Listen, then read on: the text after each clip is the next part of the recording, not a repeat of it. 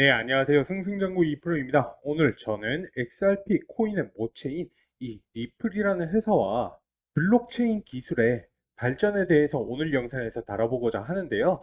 특히 리플의 사장 모니카 롱이 최근 거대 언론인 CNBC와의 인터뷰를 했었는데, 이를 바탕으로 업계의 변화와 이제 리플의 역할에 대해서 자세히 살펴보겠습니다. 이제 내용이 내용이니만큼 의역과 오역 있으면 안 되어서 영상 제작하는데 굉장히 오래 걸렸는데요. 고생했다고 구독과 좋아요, 알람 설정 한 번씩 부탁을 드리고요. 특히 좋아요는 꼭 한 번씩 눌러주세요. 여러분들의 좋아요가 제가 영상을 제작하는데 큰 힘이 됩니다. 그럼 영상 바로 시청하시겠습니다. Now, my guest has been in the industry for more than a decade, so she's got a lot of insight. Monica Long, president of Ripple, thank you so much for joining me on Beyond the Valley. Thank you for having me, Arjun. I'm honored. So, Monica, I just said there, you've been in the industry for 12 years nearly. Almost, yeah. Before you were in PR, what made you make the switch? Yes. So I started my career at a PR agency. When I was at that agency, Prosper was one of my clients. So if you remember, this was one of the early person-to-person lending marketplaces. The co-founder and CEO was a guy named Chris Larson. He's a serial fintech entrepreneur in the Valley. So before that, he'd founded eLoan. But I loved working with him. I loved the mission of Prosper. It was all about bringing personal loans back to community banking roots. It just really resonated with me what Chris's vision was. And as a leader, an entrepreneur, I had a good relationship with him, just a good bond. So years later, I went to Intuit, a different tech company, in the interim. And then when he started Ripple, I was catching up with him one day just to learn about what he was doing. And I remember that meeting so well because, I mean, one, he was explaining the concepts of, Bitcoin and blockchain and why he saw this as the most important revolution in finance in more than 50 years. And he was just more lit up than ever. And I kind of caught the bug from him. So I joined Ripple about 12 years ago as our director of communications. Nice. Well, what have been the biggest changes you've seen over that time in the industry? Yeah, I wish I'd kept a diary so I could remember all the ups and downs more. But in broad strokes, I can say, it's been an oddly short, long time. So 12 years is objectively a long time. But then when you think about the scale of transformation that's meant to happen, that's underway with blockchain and crypto, it kind of does make sense that it's taken, many years, decades even to get to the place where we are. So a couple highlights for you. One, I remember in 2014, we started to we knocked on the doors of banks and we explained to them this proposition of, hey, you could do cross-border payments on a blockchain and it would be like near instant, almost free for those FX transactions. But they were like slammed the door in our face. They were not ready for that conversation. And today, of course, it's a very different world. Banks understand that this is going to be the future of finance. And so they have embraced it a lot more. And then also, obviously that this space has just blossomed so much since then. You kind of mentioned, the original XRP ledger launched as, I think the three guys who made it called it like Bitcoin 2.0. So like in their brains, they were thinking of Bitcoin is this ingenious invention. How can we improve upon scalability and tinker with the consensus model so that you could, enable things like an exchange within the blockchain itself. So that was one of the first alt chains to ever launch. And today, what are there? Thousands, tens of thousands of different chains and projects and layers of the blockchain cake. So it's expanded quite a bit. It's never a dull day, is it? I've been covering this for about 10 years and it's there's been some wild stories in the industry, right? Yeah, absolutely. Do you feel the reputation's got better? That's a good point. Yeah. So now I'm remembering too, 2014. Yeah. So let's remember Mt. Gox collapsed, went insolvent. That was really bad. Yeah. Silk Road bust. Bad news. There was kind of one hit after the other. Wow. And yeah, I think that they're, as the industry has even grown and whatnot, you still hear from, everyday people or from some of our political leaders and whatnot, a view of crypto that is like, it's all bad news. But I think that those voices are getting fewer and they're getting quieter. Like, I think that the idea that there is opportunity to do good things with the technology is definitely more of the rising tide. Yeah. So let's talk about Ripple. There may be some of our listeners who don't know too much about Ripple or what you do. So just give us an overview. Yeah. So we do many things. We are mostly on the commercial side, focused on bringing digital asset infrastructure to financial institutions.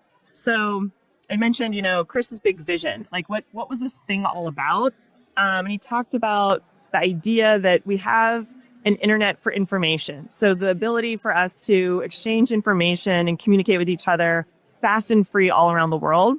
That the real innovation within blockchain is just that, but for money. So being able to represent different assets and forms of money and exchange them near free instantly around the world.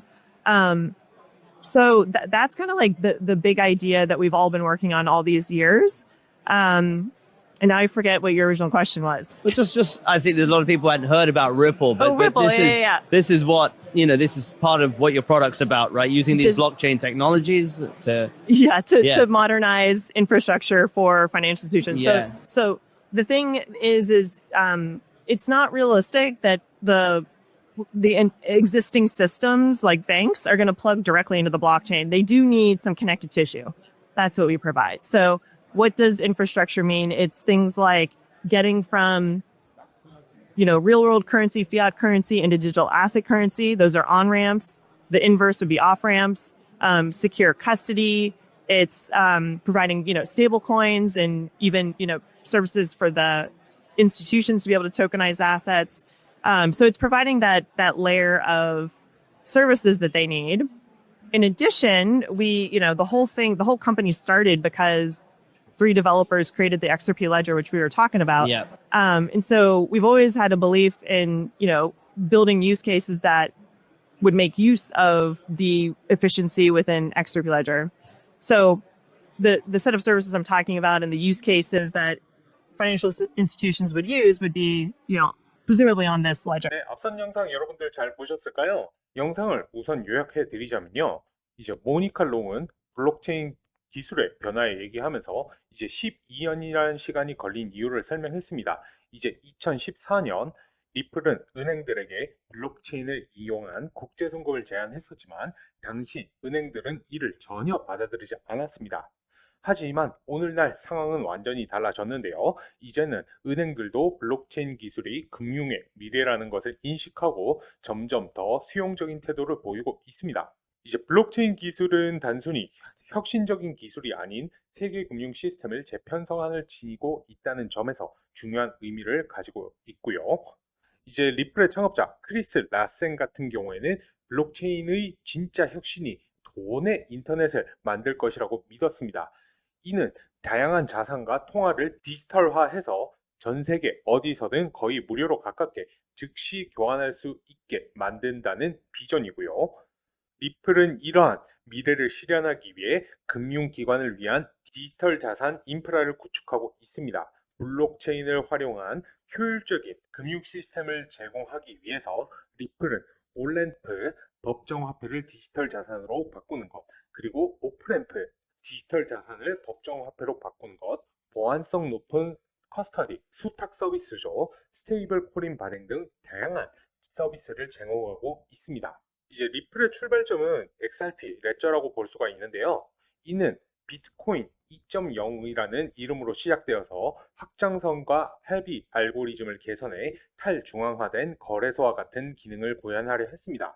이제 XRP 레저는 오늘날 수천 개의 체인과 프로젝트들이 얹힌 블록체인 위에서 여러 계층을 형성하며 전 세계적으로 빠르고 효율적인 거래를 가능하게 하고 있죠. 이제 2014년을 떠올리면요. 마운트 곡스 파산과 실크로드와 같은 사건들로 인해서 암호화폐 업계의 평판은 매우 부정적이었습니다. 하지만 시간이 흐르면서 기술의 긍정적인 활용에 대한 믿음이 널리 퍼지기 시작을 했고요. 현재는 정치인과 일반 대중들 사이에서도 암호화폐에 대한 부정적인 시각이 점차 줄어들었고 긍정적인 활용 사례가 주목을 받고 있습니다. 이에 따라서 리플은 은행들이 직접 블록체인에 연결되기 어렵다는 현실을 인식을 하고 연결 조직의 역할을 맡고 있습니다. 리플은 다양한 금융기관들이 블록체인을 활용할 수 있는 핵심 인프라를 제공을 하고요. 이를 통해 은행들이 블록체인 기술을 효과적으로 이용할 수 있는 환경을 만들고 XRP, 레저를 기반으로 한 실질적인 효율성을 제공을 하고 있습니다. 이제 리플은 블록체인 기술을 통해 이제 금융의 미래를 현실로 만들어가고 있습니다. 특히 리플의 비전인 이 돈의 인터넷에 기존의 금융 시스템을 넘어서 전 세계적으로 빠르고 효율적인 자산 거래 환경을 제공하는 데에 중점을 두고 있습니다. 리플의 지속적인 혁신은 앞으로도 많은 변화를 이끌어낼 것으로 보이는데요. 네, 여러분들의 생각은 어떠신가요? 여러분들의 의견 댓글로 자유롭게 남겨주세요. 제가 인터뷰 영상이 길어서 이제 오늘은 1부 영상을 제가 준비를 한 것인데요. 앞으로 이제 2부, 3부 영상 같은 경우에는 꾸준하게 업로드 도와드릴 테니까요. 꼭 이제 구독하셔가지고 제가 올려드린 영상 리플의 미래 챙겨보시길 바라겠습니다. 오늘 제가 준비한 영상은 여기까지고요. 유익하셨다면 구독과 좋아요, 알람 설정 한 번씩 부탁을 드리겠습니다. 감사합니다.